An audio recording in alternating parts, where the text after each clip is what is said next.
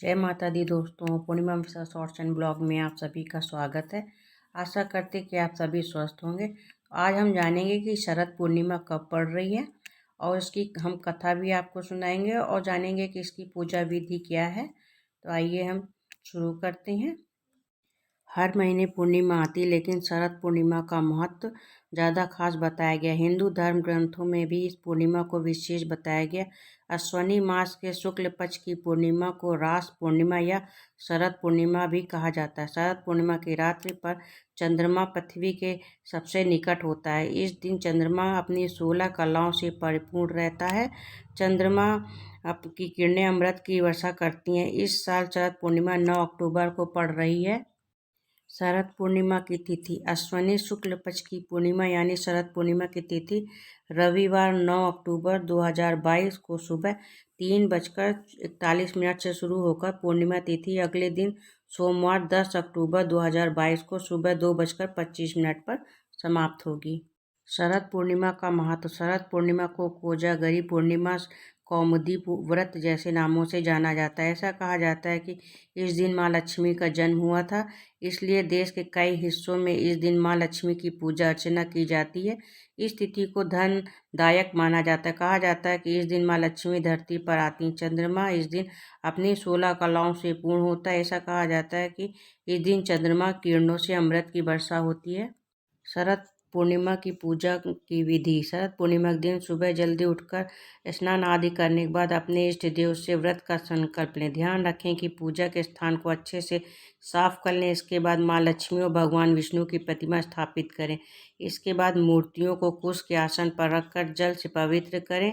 इसके बाद उन्हें अक्षत, पुष्प, धूप, दीप, नैवेद्य, तांबूल, सुपारी और दक्षिणा आदि अर्पित करें। इसके बाद पूजा और व्रत का संकल्प दोहराएं।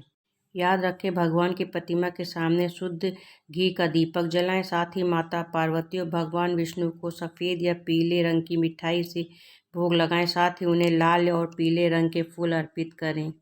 साथ ही रात के समय छोटे बर्तन में खीर रखकर उसे चंद्रमा की रोशनी में किसी छलनी से ढककर रख दें। अगले दिन सुबह ब्रह्म मुहूर्त में स्नान करने के बाद माँ लक्ष्मी को खीर अर्पित करें। शरद पूर्णिमा पर खीर का सेवन। मान्यता है कि शरद पूर्णिमा पर चंद्रमा की किरणों में रखी खीर का सेवन करने से रोगों से मुक्ति मिलती है।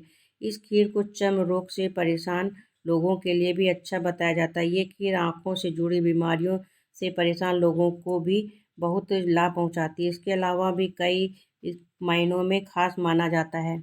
शरद पूर्णिमा की कथा। हर महीने पड़ने वाली पूर्णिमा तिथि पर व्रत करने से भगवान विष्णु माँ लक्ष्मी की विशेष कृपा होती है। माँ लक्ष्मी और भगवान विष्णु का आशीर्वाद प्राप्त करने के लिए एक साहूकार की दो बेटियां हर महीने में आने वाली हर पूर्णिमा को व्रत किया करती थी। इन दोनों बेटियों में बड़ी बेटी पूर्णिमा का व्रत पूरे विधि विधान से किया करती, जबकि छोटी बेटी व्रत तो करती थी लेकिन नियमों में उस तरह पालन नहीं करती थी। नियमों को आडंबर मानकर उसकी अनदेखी करती थी।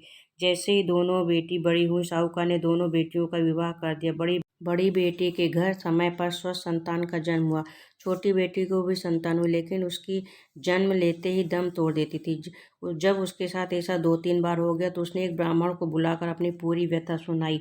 साथ ही उसका उपाय बताने के लिए भी कहा। उसकी सारी बात सुनकर कुछ प्रश्न पूछने के बाद ब्राह्मण ने उससे कहा कि तुम पूर्णिमा का अधूरा व्रत करती हो, इस कारण तुम्हें व्रत का पूरा फल नहीं मिल रहा है तो और तुम्हें अधूरे व्रत का दोष लगता है। ब्राह्मण की बात सुन छोटी बेटी पूर्णिमा व्रत पूरे विधि विधान से करने का निर्णय लिया। लेकिन पूर्णिमा आने से पहले उसने एक बेटे को जन्म दिया। जन्म लेते ही बेटी की मृत्यु हो गई।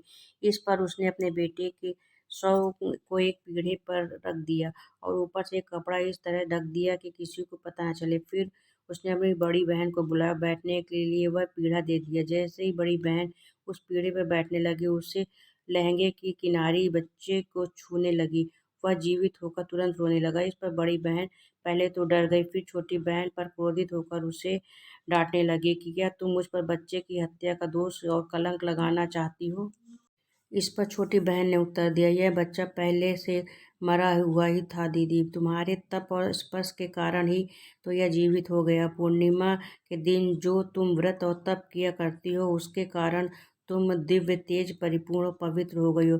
अब मैं भी तुम्हारी तरह व्रत और पूजन करूंगी। इसके बाद पूर्णिमा व्रत विधि विधान से किया और इस व्रत के महत्व और फल का पूरे नगर में प्रचार किया। जिस प्रकार माँ लक्ष्मी और भगवान विष्णु ने साहूकार की बड़ी बेटी की मनोकामना पूर्ण कर सौभाग्य प्रदान किया, वैसे ही हम पर भी कृपा करें। जय माता दी। आशा करते हैं कि आप सभी को ये वीडियो पसंद आएगी। वीडियो पसंद आए तो लाइक कर दीजिएगा, चैनल को सब्सक्राइब कर दीजिएगा। जय माता दी।